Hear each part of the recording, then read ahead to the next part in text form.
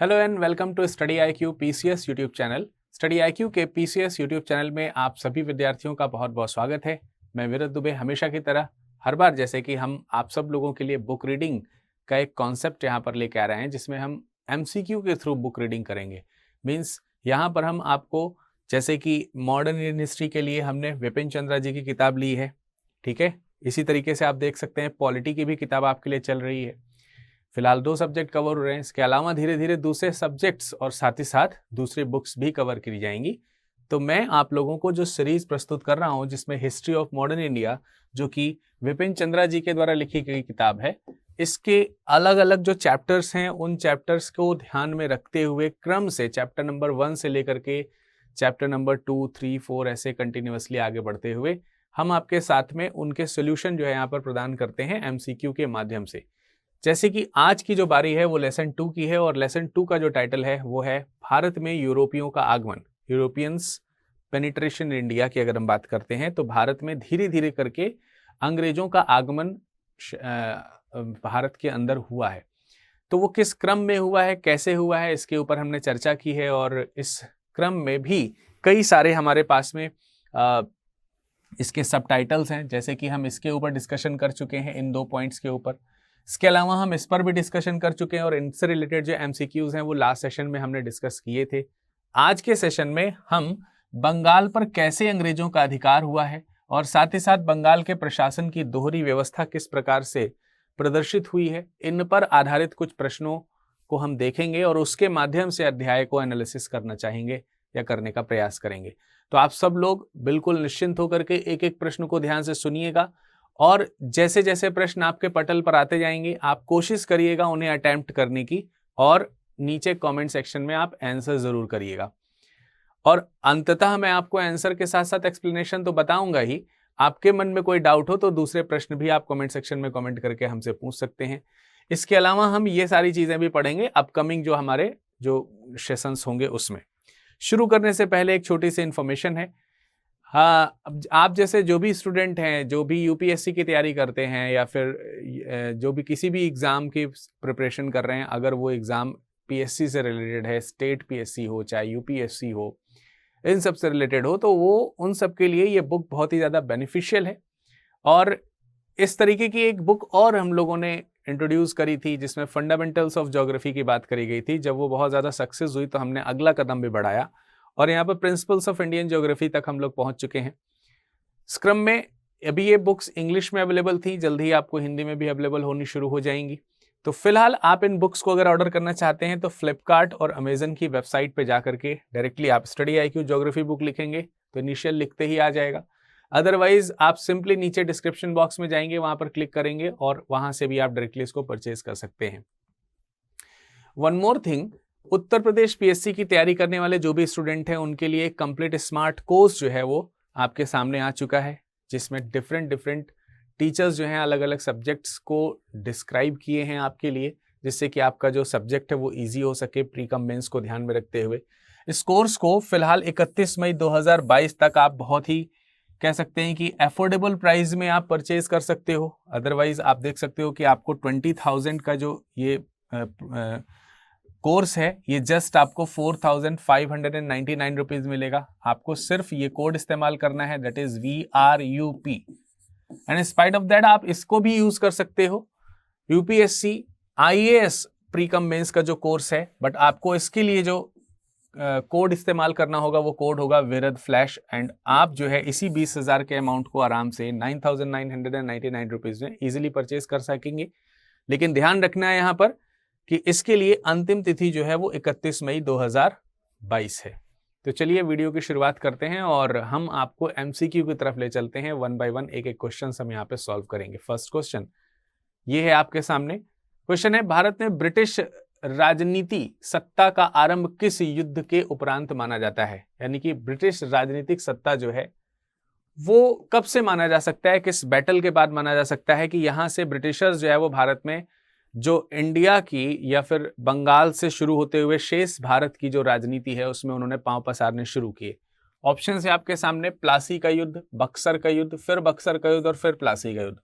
अब इसका मतलब ये हुआ कि प्लासी के युद्ध और बक्सर के युद्ध के ईयर्स जो हैं वो भी आपको कंफर्म करने हैं। देखिए कंफ्यूज मत होइएगा, प्लासी का युद्ध जो है वो 1757 में हुआ है, 1757 में। तो the right answer would be option number D. लेकिन आप देख सकते हैं इसमें दूसरे ऑप्शंस भी लिखे हैं और निकटतम आंसर दिए हुए हैं आपके। 1757 अगर आप याद रखोगे तो वो 1757 यहाँ बक्सर के युद्ध के साथ लिखा है, पर बक्सर का युद्ध जो है वो 1764 में हो रहा है। अगर बक्सर के युद्ध की सही डेट देखेंगे या सही ईयर देखेंगे तो 1764 है, जबकि प्लासी के युद्ध की बात करते हैं तो 1754 है। अब क्वेश्चन यहाँ पे पूछा गया कि ब्रिटिश राजनीतिक सत्ता का आरंभ, देखिए 2 पॉइंट ध्यान रखिएगा। हो सकता है कुछ लोगों के मन में आ रहा हो कि सर बक्सर के युद्ध के साथ भी तो ऐसा ही हुआ। डेफिनेटली ऐसा ही हुआ। 1757 का युद्ध पहले हुआ है, आपको यह भी मालूम है। प्लासी का युद्ध पहले हुआ और बाद में इसी के परिणाम आगे ये हुए कि 1764 में भी एक युद्ध होना पड़ा। अब देखिए ब्रिटिशर्स के बारे में क्या पूछा जा रहा है, राजनीतिक सत्ता में इंटरफियरेंस जिसमें शुरू हुआ जिस युद्ध के बाद ठीक तरीके से, तो वो ब्रिटिशर्स का वो जो वॉर है वो 1764 से पहले वाला है, क्योंकि 1764 के बाद तो वो पूरे इंडिया पे स्प्रेड आउट होने लगे। बेसिकली नॉर्थ वेस्ट इंडिया हो, नॉर्थ ईस्ट इंडिया से लेकर के नॉर्थ वेस्ट इंडिया तक और नॉर्दर्न इंडिया के पार्ट में तक बेसिकली वो स्प्रेड हो रहे हैं, क्योंकि इससे पहले साउथ में वो स्प्रेड हो चुके हैं।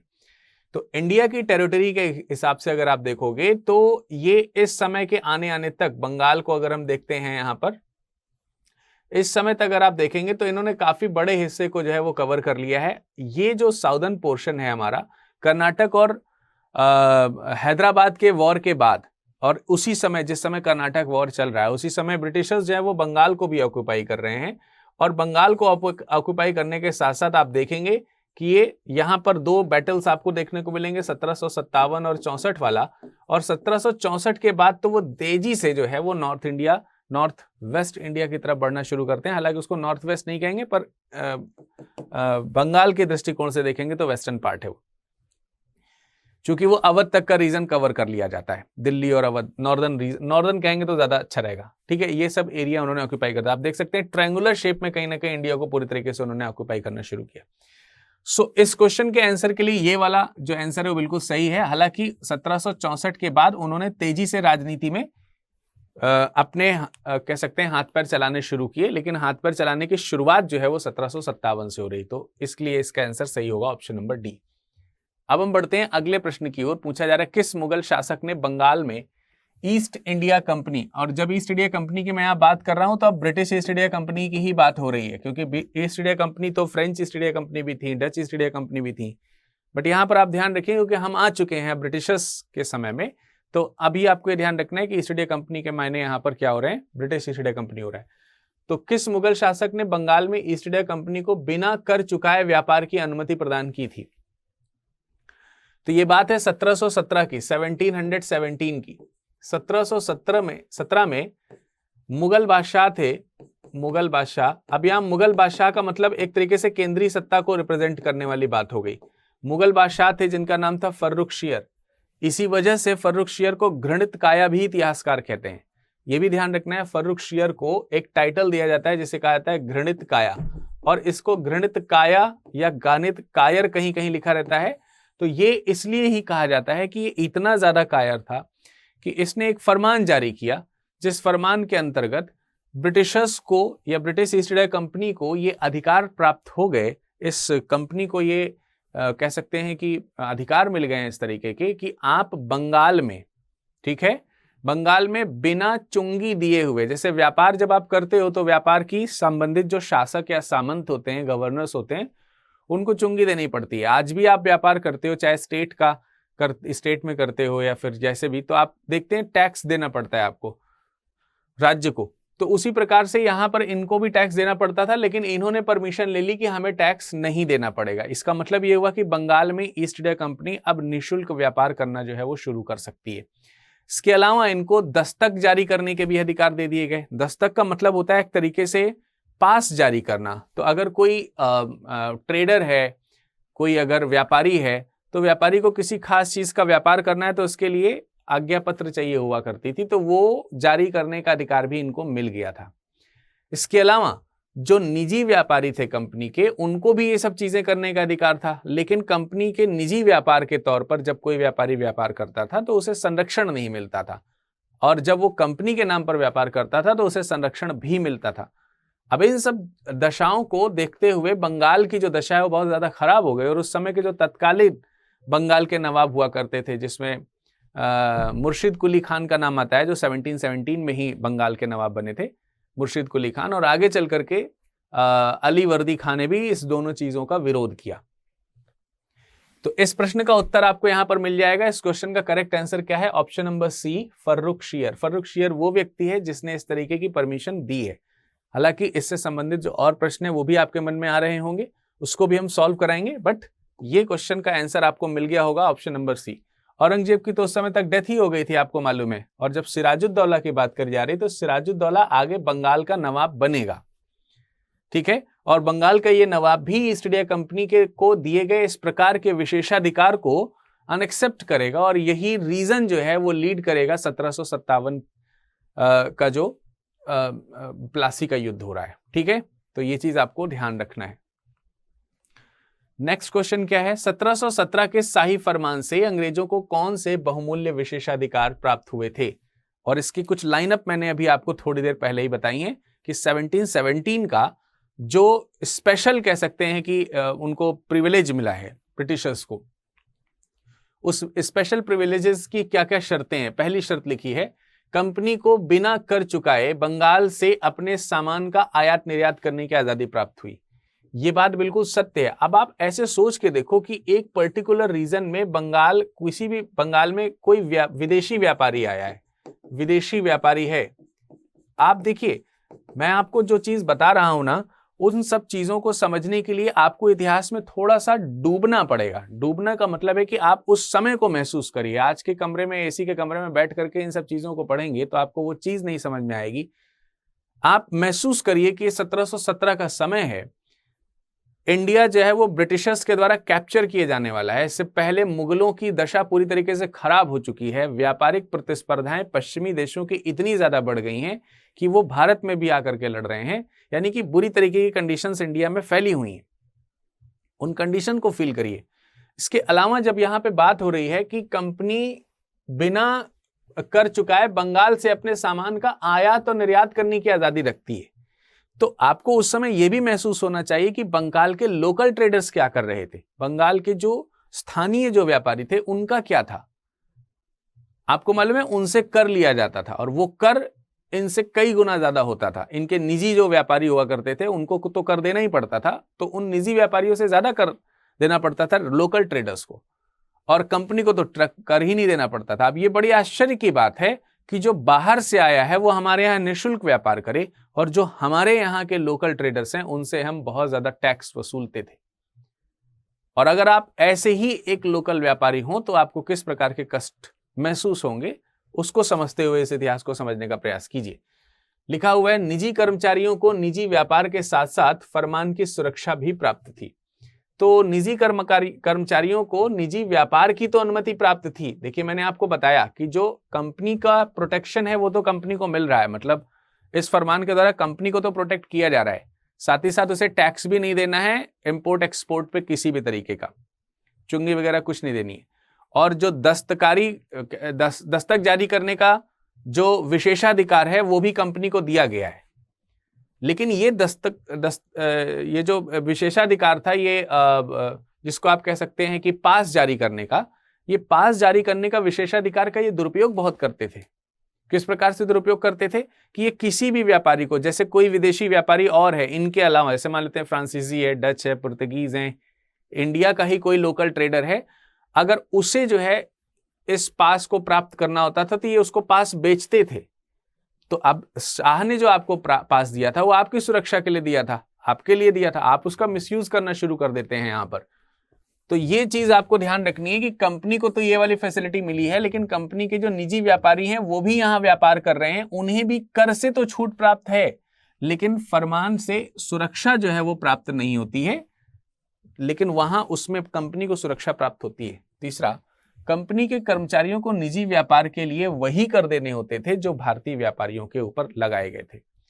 ये कहने के लिए था हालांकि ऐसा ही कि अगर लोकल ट्रेडर्स को जो टैक्स देना पड़ रहा है इस पर्टिकुलर रीजन में, और अगर कोई इंडिविजुअल कर्मचारी है कंपनी का, कंपनी के नाम से नहीं, अपने व्यापार खुद कर रहा है तो उसे भी टैक्स देना पड़ेगा, कर देना पड़ेगा। ये चीज वहां पर कही गई थी, लेकिन फिर भी वो कर उतने नहीं होते थे जितने लोकल कर्मचारियों के, लोकल जो ट्रेडर्स, इंडियन ट्रेडर्स होते थे उनके होते थे। तो इसमें से तीसरा वाला कथन भी सही है, पहला वाला कथन भी सही है। दूसरे वाले कथन में गलती यह है कि उसमें फरमान की सुरक्षा भी प्राप्ति, तो सुरक्षा नहीं प्राप्ति, यहां से सिक्योरिटी नहीं मिलती थी इनको, सिक्योरिटी कंपनी के नाम से ही मिलती थी केवल, ठीक है, इंडिविजुअल होने पे सिक्योरिटी नहीं मिलती थी। सो इस क्वेश्चन का करेक्ट आंसर क्या हो जाएगा? इसमें केवल एक सही लिखा है, इसमें 2 और 3 लिखा है, इसमें 1 और 3, ये तो ऑप्शन नंबर कौन सा हो गया सही? ऑप्शन नंबर सी आंसर आपका जो है वो हो जाएगा, ठीक है। तो ये वाला आंसर भी आपको समझ में आया होगा। अब चलते हैं अगले प्रश्न की तरफ। अगला प्रश्न है, सिराजुद्दौला के समय में अंग्रेजों ने किस प्रकार से अपने विशेषाधिकारों का दुरुपयोग करना शुरू किया? और अभी तक मैं आपको यही बता रहा था कि किस प्रकार के उनके दुरुपयोग होने शुरू हुए हैं। विशेषाधिकार क्या मिले थे, ये तो आपको पिछले स्लाइड में मैंने बताया कि उन्हें कंपनी को व्यापार करने के लिए आयात पर भी छूट प्राप्त थी, निर्यात पर भी छूट प्राप्त थी, और इसके अलावा पास जारी करने के भी अधिकार दिए जाते थे। इसके विपरीत जो लोकल ट्रेडर्स थे उनको इस तरीके की छूट नहीं थी, उन्हें टैक्स देने पड़ते थे। इसके अलावा कंपनी के निजी अधिकार, निजी व्यापारी जो हुआ करते थे उन्हें भी कर देने की छूट प्राप्त थी, यानी कि उनको भी इससे अलग रखा गया था। अब यहां पर देखते हैं कि विशेषाधिकार का दुरुपयोग कैसा हुआ। दुरुपयोग में पहला लिखा है, नवाब के द्वारा अंग्रेजों को खजाने में कर देने और दस्तकों के दुरुपयोग को रोकने हेतु जो आदेश दिए गए उसका कंपनी द्वारा उल्लंघन किया गया। 1717 की अगर हम बात करते हैं तो 1717 में 1717 में मुर्शिद कुली खान जो है, मुर्शिद कुली खान की बात कर लेते हैं। मुर्शिद कुली खान, इसने 1717 में ही आपने देखा कि अंग्रेजों को विशेषाधिकार मिले, और उसी समय, उसी के कुछ समय बाद मुर्शिद कुली खान जो है वो बंगाल का नवाब बना, ठीक है।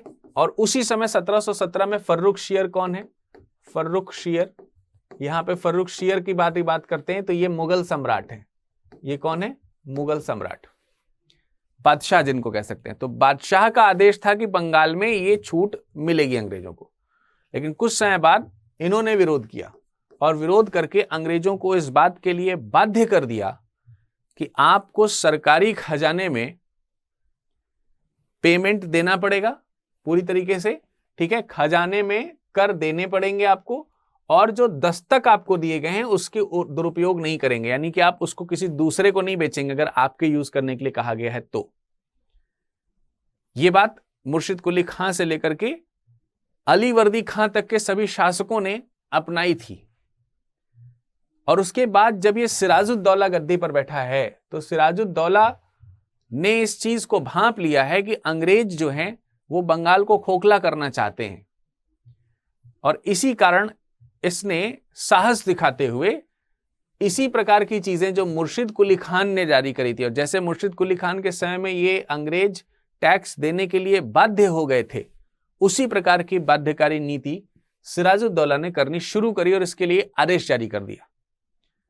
अब इन आदेशों को अंग्रेजों ने नजरअंदाज कर दिया, नहीं माना, मतलब अनसुना कर दिया।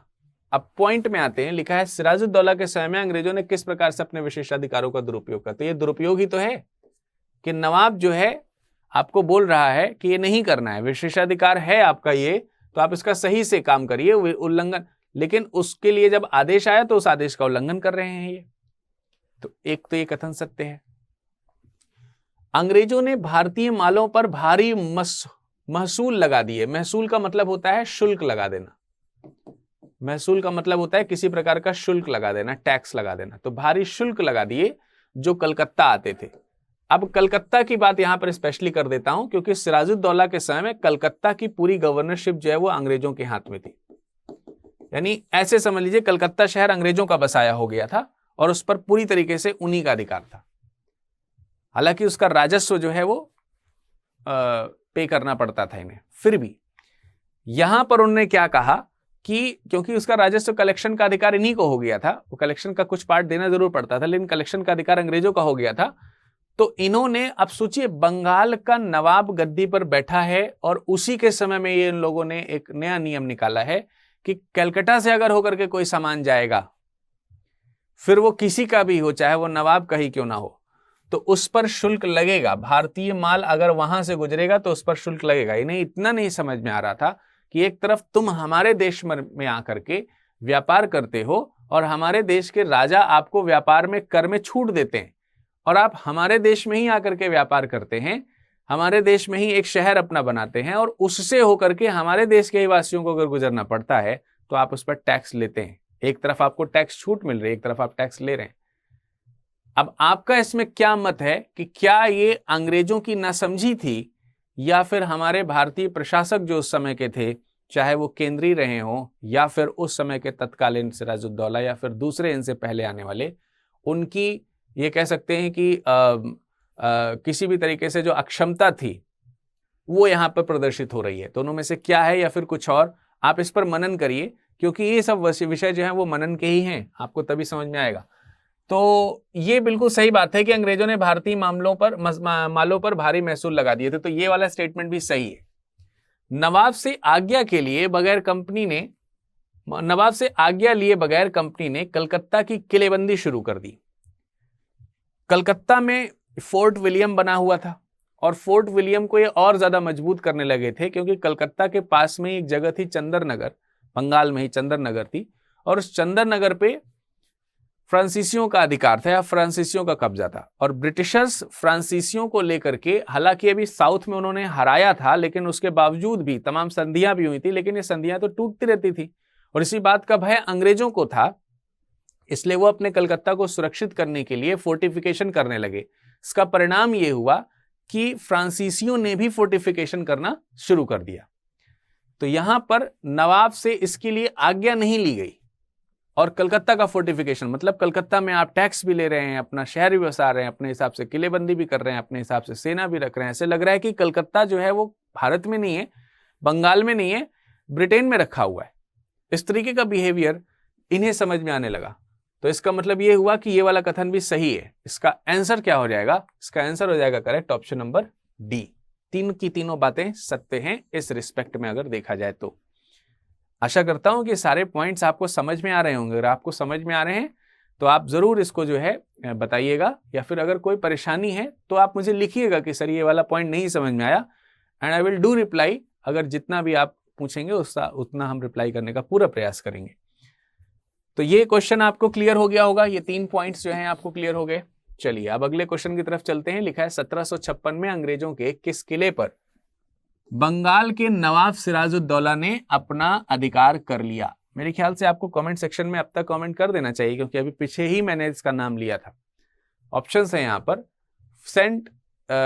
Fort Saint George, Fort William, दोनों पर ही, या फिर दोनों में से कोई नहीं। तो इसका करेक्ट आंसर तो है फोर्ट विलियम। और मैंने आपको बताया था कि 1756 में अंग्रेजों के किस किले पर सिराजुद्दौला ने अपना अधिकार कर लिया? वो था फोर्ट विलियम। उसका कारण क्या था? उसका कारण देखिए, फिर से एक बार चलते हैं पीछे। क्या लिखा था यहाँ पर? नवाब कौन है? सिराजुद्दौला। नवाब से आज्ञा लिए बगैर कंपनी ने कलकत्ता की किलेबंदी शुरू कर दी।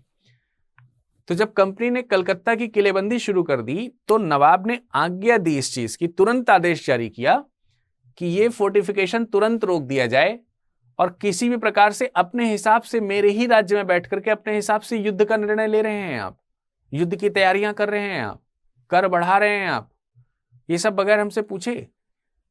और इसके लिए फरमान जारी कर दिया गया कि ऐसा तत्काल प्रभाव से रोक दिया जाए, अन्यथा इसके दुष्परिणाम आपको भुगतने होंगे। और ये काम केवल अंग्रेजों के लिए नहीं, समस्त विदेशी व्यापारियों के लिए कहे गए, कंपनियों के लिए कहे गए। इस आदेश का परिणाम यह हुआ कि फ्रांसीसी मान गए, फ्रांसीसी जो थे वो तो मान गए, और उन्होंने तुरंत जो है वो फोर्टिफिकेशन करना बंद कर दिया। लेकिन ब्रिटिशर्स जो है वो बिल्कुल बहरे हो गए, उन्हें नहीं सुनाई दिया ये बात। उसका रीजन यही है कि वो नवाब को कुछ समझ ही नहीं रहे थे, वो समझ रहे थे हम कर लेंगे। अब सिराजुद्दौला जो है, क्योंकि जब गद्दी पर बैठा तो उस समय यंग है, मतलब, और गुस्सैल प्रवृत्ति का, मतलब इसे क्रोध बहुत जल्दी आता। किसी भी गुस्सैल ना भी हो तो किसी भी नवाब के लिए क्रोध की बात है ना। आपके घर में अगर कोई किराएदार है, अगर वो किराएदार आपकी पूछे बगैर, आपके बगैर पूछे, ऊपर का फ्लोर आपने दिया है, आप नीचे रहते हैं उसमें, और किराए पे रह रहा है वो ऊपर, और वो अगर आपकी इच्छा के बगैर ऊपर तोड़ फोड़ करके उसमें नया फोर्टिफिकेशन करे या नया अपना पूरा बनवाने लगे, तो आपसे तो परमिशन लेनी पड़ेगी ना उसे। तो वो परमिशन तो लिया नहीं, ऊपर से बनवाने लगे। ऊपर से जब आप रोक रहे हैं कि ये ना बनाइए, तो भी वो सुन नहीं रहे हैं, कंस्ट्रक्शन करा ही जा रहे हैं। तो फाइनली आप क्या करेंगे? एक तो उसका कंस्ट्रक्शन ध्वस्त कर देंगे और उसके बाद उसका सामान निकाल के बोरिया बिस्तर बाहर कर देंगे। यही तो होगा ना रिएक्शन आपका, किसी का भी रिएक्शन यही होगा। सिंपली बंगाल के नवाब का भी यही रिएक्शन हुआ और उसने जो है, जो कलकत्ता में जो इनकी फैक्ट्रीज वगैरह थी, उन फैक्ट्रीज को कैप्चर कर लिया और फोर्ट विलियम जो इनका फोर्ट था उसको भी कैप्चर कर लिया। कासिम बाजार के पास में इनकी फैक्ट्री हुआ करती थी, कासिम बाजार फैक्ट्री, कासिम बाजार फैक्ट्री। तो इस फैक्ट्री को भी इन्होंने कब्जा कर लिया और फिर ये अंग्रेज वहां से भागे। इतना सब कुछ करने के बाद नवाब की ये विशाल सेना को देख करके वहां से भाग गए और नवाब भी कलकत्ता को कैप्चर करने के बाद अपने राजधानी में जो है वापस जाने लगा, मुर्शिदाबाद वापस जाने लगा वो। अब ये नवाब जो है बंगाल के इनको हराने के बाद जहाज से यात्रा करते हुए अपने राज्य में वापस जा रहे हैं और ये डर के मारे भाग करके मद्रास की ओर आए हैं। अब इसका परिणाम ये हुआ कि बंगाल के राजा को ये लग रहा है कि ये डर के भाग रहे हैं, लेकिन ब्रिटिशर्स जो है वो मद्रास जाकर के सेना इकट्ठी करेंगे और फिर आएंगे वापस। इस पर ध्यान रखते हुए इसका करेक्ट आंसर क्या हो जाएगा? ऑप्शन नंबर बी यहां पे सही आंसर हो गया। और नेक्स्ट क्वेश्चन हो गया, प्लासी के युद्ध से पूर्व बंगाल की गद्दी को लेकर नवाब सिराजुद्दौला के विरुद्ध किन किन लोगों ने अंग्रेजों का साथ दिया?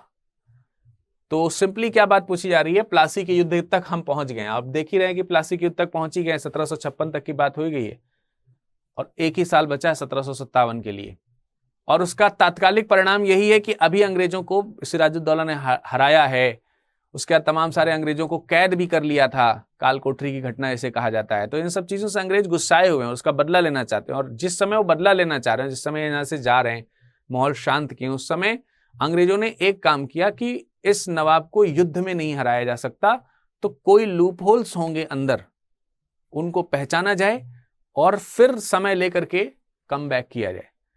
तो जिस समय ये सब चीजें चल रही हैं, उसी समय अंग्रेजों ने इनके ही साम्राज्य से कुछ ऐसे लोगों को ढूंढ निकाला जो नवाब के विरुद्ध आसानी से जा सकते थे। इसमें सबसे पहला नाम जिस व्यक्ति का है वो है मीर जाफर, जो कि इन्हीं की सेना का सेनापति था।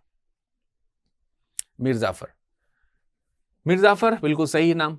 मानिक चंद की बात करेंगे तो ये कलकत्ता का अधिकारी था, कलकत्ता का अधिकारी हुआ करता था, ऑफिसर था ये। अमीचंद की बात करेंगे तो ये एक धनाढ्य व्यक्ति था, यानी काफी धनी व्यक्ति था। ये बड़े सेठ साहूकार जैसे होते हैं और आपको मालूम ही है कि नेताओं के ऊपर बड़े सेठ साहूकारों का बड़ा प्रभाव रहता है। और इसके अलावा एक नाम है जगत सेठ का।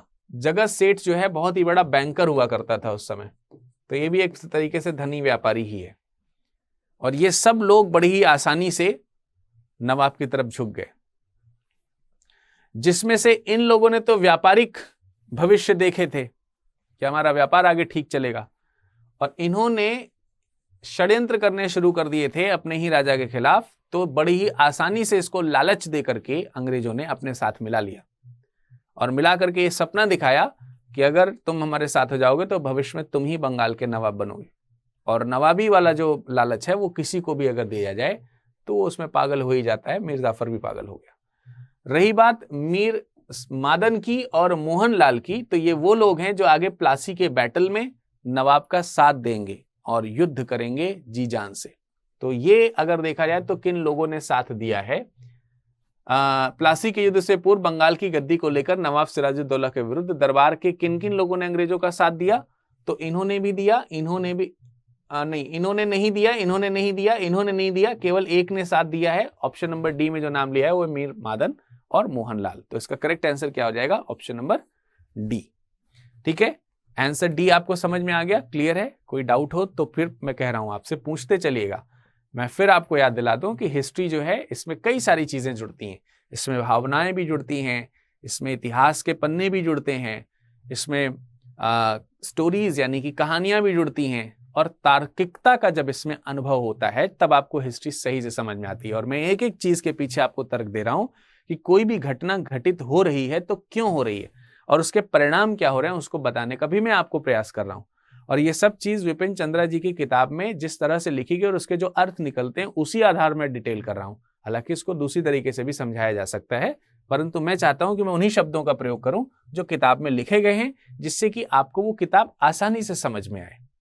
इसीलिए उसी तरीके की लैंग्वेज और उसी तरीके के एग्जाम्पल्स मैं आपको दे रहा हूं। ठीक है, सो अगले प्रश्न की तरफ मूव करते हैं। 1757 के प्लासी के युद्ध के परिणामों में से कौन सा असत्य है, आपको बताना है कौन सा गलत है। तो चलिए ऑप्शंस देखते हैं। इसने बंगाल तथा अंततः पूरे भारत पर अंग्रेजों के अधिकार का रास्ता खोल दिया। रॉबर्ट क्लाइव सहित कंपनी उसके नौकरों को 3 करोड़ रुपए से अधिक प्राप्त हुए।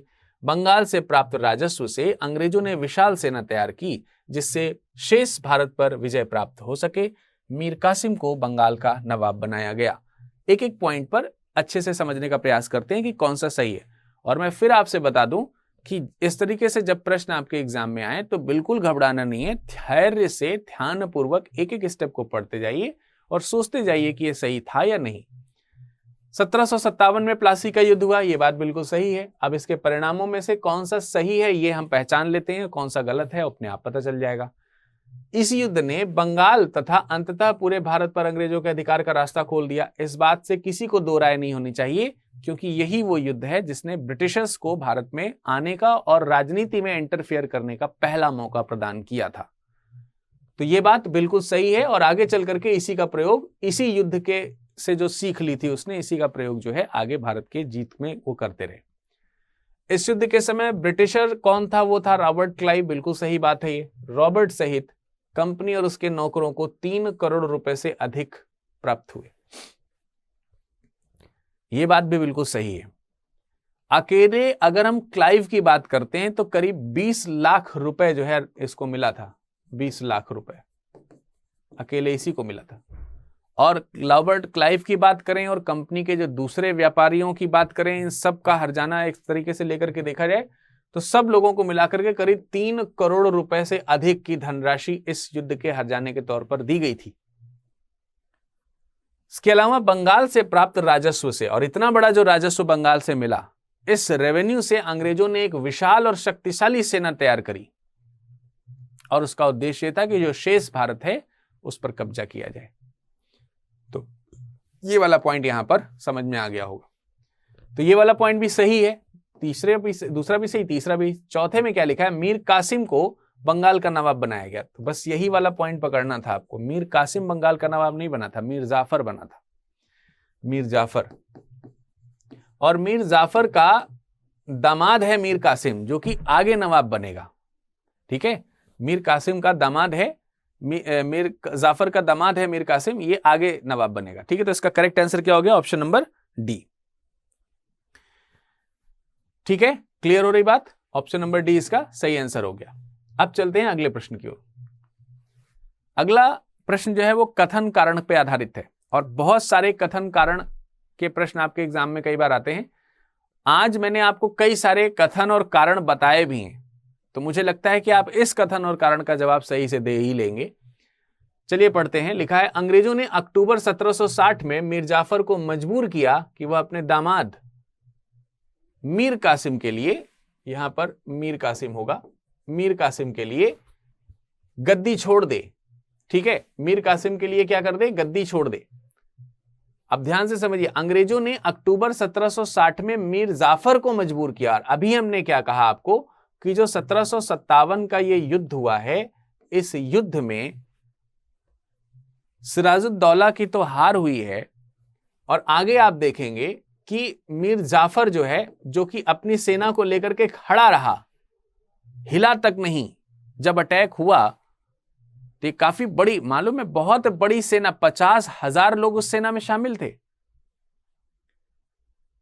और जब युद्ध हुआ तो 29-30 लोग ही केवल अंग्रेजों की तरफ मरे और 500 से अधिक सैनिक बंगाल के नवाब की तरफ के उनका जो है डेथ हो गया। और उसका रीजन कि इन जैसे लोग, ये जो मीर जाफर जैसे जो लोग हैं, ये मीर जाफर जैसे लोगों ने अपनी सेना लेकर के निष्ठुरता दिखाई, वहीं खड़े रहे, क्योंकि अगर साथ देते तो अंग्रेज हार जाते।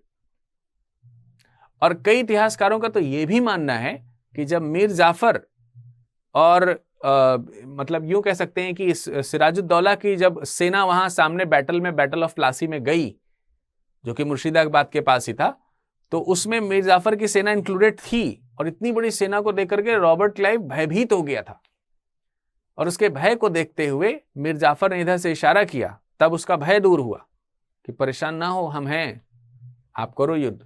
उधर से फिर उसने आक्रमण का आदेश दिया और ये खड़े रह गए। इससे ही सेना का मनोबल टूट गया। लेकिन शेष सेना को लीड करने का काम जो है फिर किया गया, और उस सेना ने भी वीरता से लड़ाई लड़ी, लेकिन वे हार गए। अंततः नवाब को भागना पड़ा, और नवाब जब भागने लगा तो स्वाभाविक सी बात है, युद्ध के हार के ही परिणाम सामने आए। अब बारी यहां पर यही कही जा रही कि जब आगे मीर जाफर को गद्दी पर बैठा दिया गया, तो फिर अंग्रेजों ने मीर कासिम को गद्दी पर क्यों बैठाया? अंग्रेजों ने मीर कासिम को गद्दी पर क्यों बैठाया? उसका रीजन क्या रहा होगा?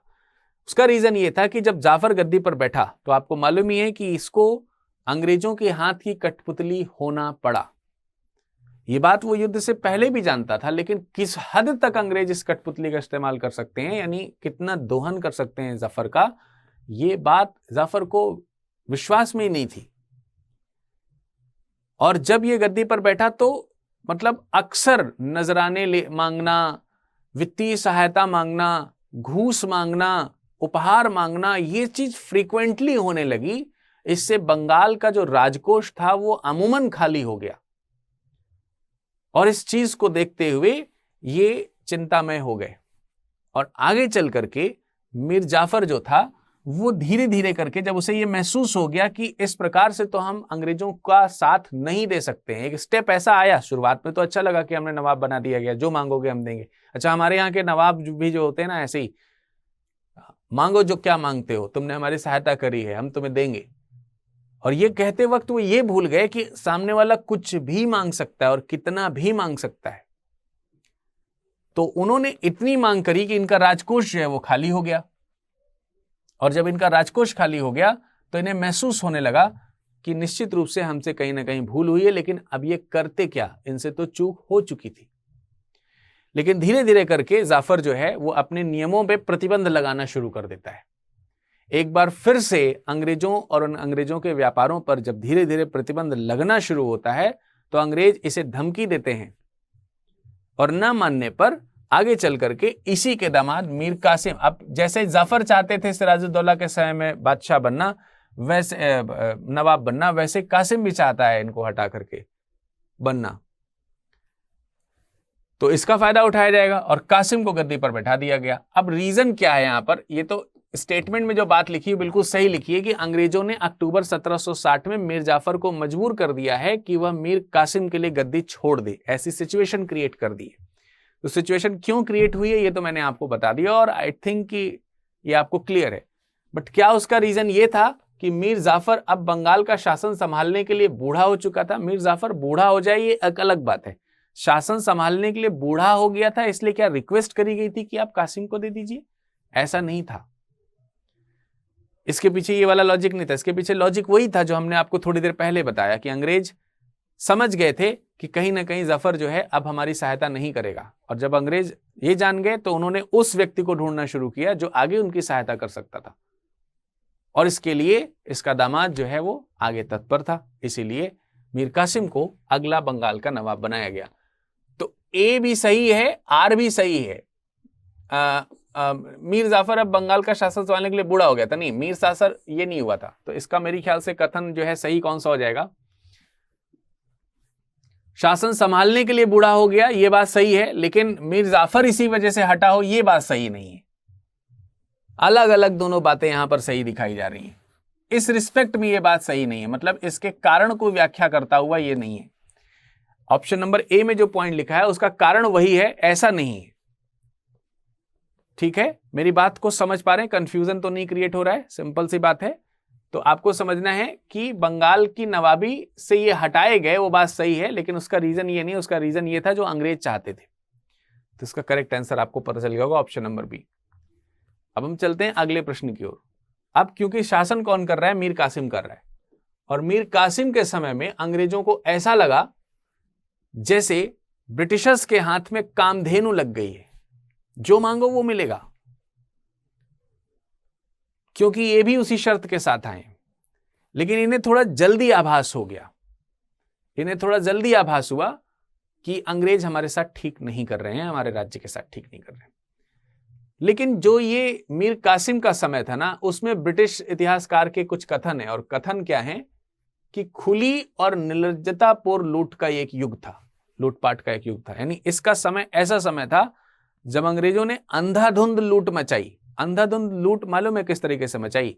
एक तो व्यापार पर इन्होंने पूरी तरीके से कंट्रोल कर लिया, और व्यापार पर कंट्रोल करने के बाद यहां के जो लोकल ट्रेडर्स थे, यानी कि जो स्थानीय व्यापारी थे, स्थानीय व्यापारी, उन स्थानीय व्यापारियों से मनमाने तौर पर आप इस बात का ध्यान रखिए और बिलीव करिए कि आप थोड़ा सा फेस करने का प्रयास करिए कि आप ही वो व्यापारी हैं, और आपसे जबरदस्ती की जा रही है कि आप विदेशी सामान खरीदें, वो भी महंगे रेट पर। और इनको इस बात के लिए भी मजबूर किया गया कि विदेशी इनसे सामान खरीदेंगे, इनसे जब सामान खरीदेंगे तो वो सस्ते रेट पर खरीदेंगे। अर्थात जैसे रॉ मटेरियल्स है या कुछ भी इस तरीके की चीज जो लोकल मार्केट में अवेलेबल है, वो जब ब्रिटिशर्स खरीदते थे तो वो सस्ते दाम पे खरीदते थे, और जब महंगे दाम पर बेचना होता था उन्हें, तो वो हम लोगों को महंगे दाम पे जानबूझकर बेचते थे और हमें खरीदना होता था। आप आज की डेट में बैठ करके ये सोच सकते हैं कि ये कैसी मजबूरी है कि हम कोई चीज महंगे दाम पे खरीदें, महंगी होगी तो हम नहीं खरीदेंगे, पर ये मजबूर करते थे खरीदने के लिए। और इतना ही नहीं, ये जो विशेषाधिकार हुआ करते थे, विशेषाधिकार, जैसे मैंने आपको बताया कि पहले विशेषाधिकार उस तरीके का भी दिया गया था कि ट्रेड जो है इनके लिए पूरी तरीके से फ्री था। बंगाल, बिहार और उड़ीसा का राजस्व तो इन्हीं के हाथ में आना शुरू हो गया था बैटल ऑफ प्लासी के बाद में। पूरा राजस्व इन्हीं के हाथ में, कंट्रोल पूरा इन्हीं के तरीके से हाथ में आ गया था, और उस सब चीजों का उपयोग वो इसलिए करते थे। और अंत में एक बात और मैं जोड़ना चाहूंगा कि इस विशेषाधिकार के प्रयोग में एक बात यह भी थी कि जबरदस्ती जो पास हुआ करते थे, वो पास जबरदस्ती लोकल ट्रेडर्स को बेचे जाते थे, बड़े बड़े जमींदार या फिर किसी को भी बेचते थे वो। और जो कोई भी ऐसा करने के लिए मना करता था, इन सब चीजों का विरोध करता था या ऐसा करने देने के लिए मना करता था, उन्हें जेल में डाल दिया जाता था, उन्हें कोड़े से मारा जाता था, उन्हें यातनाएं दी जाती थी बुरी तरीके से। तो आप समझ सकते हैं लूटपाट का अंधा युग जो है वो इसके समय में शुरू हो चुका था, और ये सब चीज मीर कासिम देख रहे थे। लेकिन मीर कासिम को ये सब चीजें बहुत दिन तक बर्दाश्त नहीं हुई, और फिर इसने भी जो है विरोध करना शुरू किया, और ब्रिटिशर्स को वो टैक्सेस देने बंद कर दिए। उस तरीके के टैक्सेस जो है वो देने उसने बंद कर दिए। तमाम सारे इस तरीके से फिर अंग्रेजों और मीर कासिम के बीच में छोटे मोटे इन सब मुद्दों को लेकर के युद्ध होने लगे, और अंततः 1760 के बाद आप देखेंगे यहां पर। इस क्वेश्चन का करेक्ट आंसर बताया क्या मैंने? नहीं बताया। अच्छा, इस क्वेश्चन का करेक्ट आंसर है पर्सिवल स्पीयर। तो पर्सिवल स्पीयर का ये स्टेटमेंट है, इससे रिलेटेड जो जानकारी थी वो मैंने दी, लेकिन इससे संबंधित अगला क्वेश्चन मैं आपको बता देता हूं। यहां पर कौन सा कथन असत्य है? तो मैं आपको वही बता रहा था कि मीर कासिम जो है जब इस तरीके से बहुत ज्यादा युद्ध होने लगे, तो अंग्रेजों ने अंततः जो है मीर कासिम को वहां से हटाया और मीर जाफर को फिर से गद्दी पर बैठा दिया। ये वही मीर जाफर जिसको हटने के लिए कहा गया था अभी, और कासिम को बैठने के लिए लाया गया था। कासिम यहां से भाग गया और भाग करके अवध के नवाब के पास पहुंचा। फिर क्या हुआ उसको आगे समझेंगे, पहले इसको देखते हैं, इस क्वेश्चन को।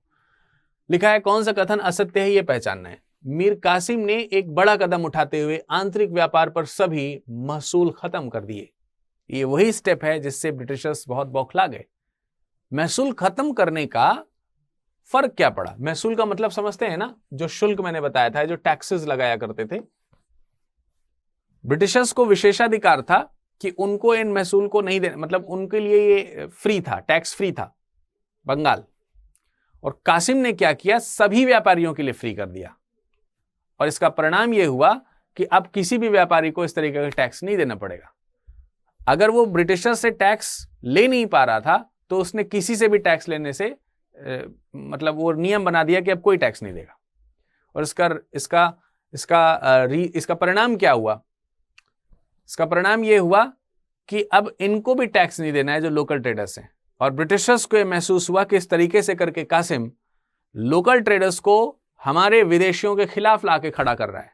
और ये बात इन यूरोपियन व्यापारियों को बिल्कुल पसंद नहीं थी कि यहां के लोकल ट्रेडर्स की हैसियत ब्रिटिशर्स के ट्रेडर्स की हैसियत के बराबर हो, किसी भी कंडीशन में और किसी भी तरीके से उनको यह बर्दाश्त नहीं था। तो ये एक तरीके से कहीं ना कहीं एक दूसरा काम कर दिया गया था जो इसको चुभ गया, अंग्रेजों को चुभ गया। अंग्रेजों ने 1763 में मीर कासिम को हटाकर पुनः मीर जाफर को गद्दी पर बैठा दिया। यह बात भी बिल्कुल सही है। 1760 से लेकर के 1763 तक कई सारे युद्ध हुए इस मैटर को लेकर के, और अंततः जो है कासिम को हटना पड़ा और मीर जाफर को फिर से गद्दी पर बैठना पड़ा। और मीर कासिम जो है वो अवध के नवाब शुजाउद्दौला, ये अवध के नवाब थे। कहां के नवाब थे ये? अवध के नवाब जो शुजाउद्दौला थे। और ये तो बादशाह हैं शाह आलम द्वितीय, आपको मालूम ही है, दिल्ली के बादशाह हैं ये। अब इनको दिल्ली का ही बादशाह कह लो, क्योंकि भारत के बादशाह कहलाने लायक तो रहे नहीं। तो ये जो बादशाह हैं, इनकी संयुक्त सेना, इन दोनों लोगों की संयुक्त सेनाओं, ये दोनों की बड़ी संयुक्त सेनाएं हुआ करती थी, इनको लेकर के कासिम आया है ब्रिटिशर्स से युद्ध लड़ने के लिए। सो इसने अलायंस किया है नवाब शुजाउद्दौला और बादशाह शाह आलम से, और इन्होंने अंग्रेजों के खिलाफ युद्ध का बिगुल बजा दिया। अब ये जो युद्ध का बिगुल है, ये एक और निर्णायक युद्ध के रूप में परिणति लेगा। बक्सर के युद्ध में तीनों की संयुक्त सेना का साथ मीर जाफर ने दिया। ये जो 3 लोग आए, क्या इनका साथ इस मीर जाफर ने दिया? ये आपको पता होना चाहिए कि मीर जाफर ने ऐसा कुछ नहीं किया। युद्ध जो था वो शुजाउद्दौला और बादशाह शाह आलम और मीर कासिम जो थे, उनके पास तो सेना नहीं थी, सेना इन दोनों लोगों के पास में थी। ये 2 बड़ी सेनाएं थी जो अंग्रेजों के खिलाफ लड़ रही थी। इसमें मीर कासिम साथ दे रहा था। इनफैक्ट मीर कासिम ने ही इनको जोड़ा था। पर यहां पर मीर जाफर का कोई रोल नहीं। मीर जाफर को तो दोबारा से बना दिया गया था, फिर कठपुतली बन करके अंग्रेजों का बैठ गया गद्दी पर और मजबूर हुआ अंग्रेजों की बात को मानने के लिए। तो इस युद्ध में, इस क्वेश्चन में आप देखेंगे पहला, दूसरा और तीसरा स्टेटमेंट जो है वो क्या है, बिल्कुल सही है। चौथा वाला जो स्टेटमेंट है वो गलत है, इसमें मीर जाफर ने साथ नहीं दिया है। तो कथन कौन सा सही हो जाएगा? इसका डी कथन जो है वो सही हो जाएगा, डी कथन। ठीक है, option number D would be the right answer. Mir Jafar ने साथ दिया, ऐसा नहीं है। अगले प्रश्न में चलते हैं। लिखा है 22 अक्टूबर 1764, उसी जो पीछे हमने आपको परिणाम जो कंडीशंस दिखाई, उसका परिणाम जो है वो तय हुआ बक्सर के युद्ध के रूप में। और अब तो युद्ध होना ही था निश्चित तौर पर। पूछा गया बक्सर के युद्ध के परिणाम क्या थे, क्या परिणाम हुए? अंग्रेज जीत गए, दुर्भाग्यपूर्ण तरीके से जीत गए अंग्रेज। परिणाम पूछा जा रहा है, इस युद्ध में अंग्रेजों को बंगाल, बिहार और उड़ीसा की दीवानी प्राप्त हुई। दीवानी प्राप्त होने का मतलब यह है कि जो राजस्व का पूरा अधिकार है अब वो अंग्रेजों को मिल चुका है। एक तरीके से, पूरी तरीके से अब ये कंट्रोल कर लेंगे। हालांकि पहले भी इन्होंने बंगाल, बिहार और उड़ीसा को प्राप्त कर लिया था, वहां पे व्यापारिक अधिकार प्राप्त कर लिए थे। अब यहां पर दीवानी अधिकार प्राप्त कर लिए हैं, राजस्व पूरा मिलना शुरू हो चुका है। तो इस युद्ध ने अंग्रेजों को बंगाल, बिहार और उड़ीसा की दीवानी प्रदान कर दी। ये बात बिल्कुल सही है। और इतना ही नहीं, अवध का जो नवाब है उससे भी पेनाल्टी वसूली है। दिल्ली के जो राजा हैं उनको राजा बनाए रखा गया, लेकिन उनके ऊपर भी पेनल्टीज इंपोज करी गई और उनको पेंशन पर नियुक्त कर दिया गया। तो चलिए आगे डिस्कस करते हैं। कंपनी ने शाह आलम द्वितीय को 26 लाख रुपए, ये पेंशन अमाउंट है, और कौरा और इलाहाबाद जिले जीत करके दिए। और इस परिणाम से ये इलाहाबाद का जो किला है ना, उसी किला में कैद होकर के रह गए, अंग्रेजों के कैदी बन करके रह गए और कुछ नहीं कर पाए। इस तरीके से ये सिर्फ नाम मात्र के नवाब रह गए और इनसे लिखवा करके तमाम सारे जो राजस्व के अधिकार हैं वो लिए गए, जिसमें से बंगाल, बिहार और उड़ीसा की राजस्व या दीवानी जो है इन्हें लिख करके देनी पड़ी कि ले जाइए आप। ये युद्ध के परिणाम निकले। तो पहला वाला जो परिणाम है वो बिल्कुल सही है, दूसरा वाला परिणाम भी बिल्कुल सही है। शुजाउद्दौला को युद्ध के हार जाने के रूप में 80 लाख रुपए देने पड़े। शुजाउद्दौला कौन है? ये अवध का नवाब है। अब इस अवध के नवाब को युद्ध की पेनाल्टी देनी पड़ी थी, और साथ ही साथ अब ये भी अंग्रेजों के खिलाफ आवाज नहीं उठा सकते थे। अवध के भी काफी हिस्से ब्रिटिशर्स के कब्जे में चले गए, लेकिन पेनाल्टी का जो अमाउंट यहां पर लिखा है ये 50 लाख था, 80 लाख नहीं था। कितना था? 50 लाख रुपए युद्ध का हर्जाना इनको देना पड़ा। और इस युद्ध ने दो बड़ी भारतीय शक्तियों की संयुक्त सेना पर अंग्रेजों की श्रेष्ठता सिद्ध कर ली। ये तो आपने देखा ही कि किस तरीके से अवध और दिल्ली की सेनाओं को एक साथ यहां पर पराजित किया गया है। और पराजित करने से दो परिणाम सामने आए। एक तो ब्रिटिशर्स को शेष भारत में फैलने का मौका मिला, इससे इनकी सैन्य शक्ति भी बढ़ी। राजस्व के अधिकार मिलने से आर्थिक स्थिति में जब बहुत ज्यादा सुधार हो गए ब्रिटिशर्स के, तो उन्होंने मजबूत सैन्य शक्ति का इस्तेमाल करना शुरू किया अपने आप को फैलाने के लिए। दूसरा, जो दूसरी विदेशी शक्तियां अंग्रेजों के खिलाफ विद्रोह करना चाहती थी, जैसे फ्रांसीसी इत्यादि, वो बिल्कुल शांत हो गई। लोगों ने पता चल गया कि अंग्रेज ही सुपीरियर हैं, और जो दूसरे छोटे मोटे लोग भी जो विद्रोह की आग में उठना चाहते थे, उनके विद्रोह भी दब गए, क्योंकि इन्होंने दो बड़ी सेना को दबा दिया था। तो अब ये पावरफुल हो गए थे, इनका पावरफुल प्रदर्शन देखने को सबको मिल गया था। तो उम्मीद करते हैं ये वाला प्रश्न भी आपको समझ में आ गया होगा, और इस तरीके से आपको ये क्लियर हो गया होगा कि किस तरीके से ब्रिटिशर्स ने बंगाल में अपने पांव पसारे, और पांव पसारते हुए शेष भारत की ओर भी कदम बढ़ा दिए।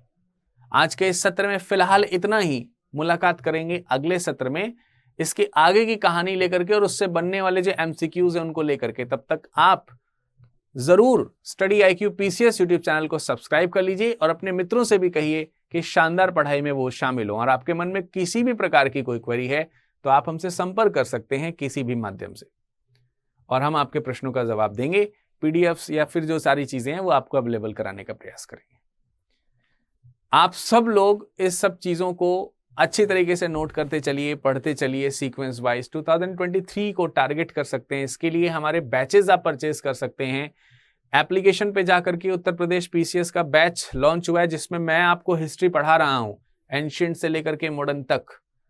और आपको मेरी अगर ये पढ़ाने की स्टाइल समझ में आ रही है तो आपके लिए वो जो कोर्स है वो बहुत बेनिफिशियल होगा। इस तरीके से सभी टीचर्स ने, सभी फैकल्टीज ने अपना बेस्ट टू बेस्ट दिया है 2023 और आगे की प्रिपरेशन के लिए आप सभी बच्चों को, सभी स्टूडेंट्स को। Just what you have to do, आपको वेबसाइट पे या फिर एप्लीकेशन पे जाना है स्टडी IQ के, और वहां पर जाकर के स्टेट PSC के जो ऑप्शन है उसको सेलेक्ट करना है। उसमें आप UP PSC की बात कर लीजिए, या फिर किसी भी स्टेट PSC की बात कर लीजिए, MP PSC की बात कर लीजिए। तमाम सारे स्टेट PSCs के कोर्सेज वहां पे आपको दिख जाएंगे। वहां पे जाकर के आप कोर्स का कोड अप्लाई करेंगे VRUP, और जैसे ही आप इस कोड का अप्लाई करेंगे आपको छूट मिल जाएगी। और प्रेजेंट टाइम में कोर्स जो 20,000 का है वो कोर्स जस्ट आपको 5,000 अप्रॉक्स में मिल जाएगा, 4,999, that is 4,999 rupees. So just go on that and purchase it. Thanks for all watching this session. We will meet in the next session. Till then, thank you.